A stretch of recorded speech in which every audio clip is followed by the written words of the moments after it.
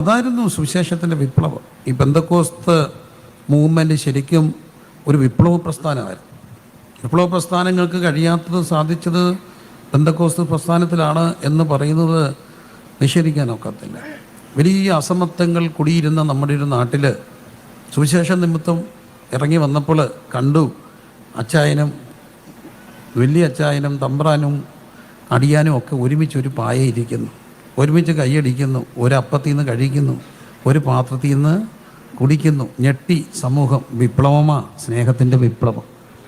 സ്നേഹത്തിന് കുരിശിന് രണ്ട് തലങ്ങളാണ്. ഒന്ന് മേപ്പോട്ട് നിരപ്പിക്കും, രണ്ട് ഇരു സൈഡിലോട്ടും എന്തു ചെയ്യും, നിരപ്പിക്കും. വിരിക്കപ്പെട്ട കൈകൾ അത് കാണിക്കുക. അപ്പം ഒറ്റയടിക്ക് ദാസൻ്റെ സ്റ്റാറ്റസ് മാറ്റിയതാണ് സുവിശേഷം. അവനിനി നിനക്ക് ദാസനല്ല, ദാസന് മീതെ ആരാ? പ്രിയ സഹോദരൻ. അപ്പം ദാസനെ സഹോദരനാക്കിയ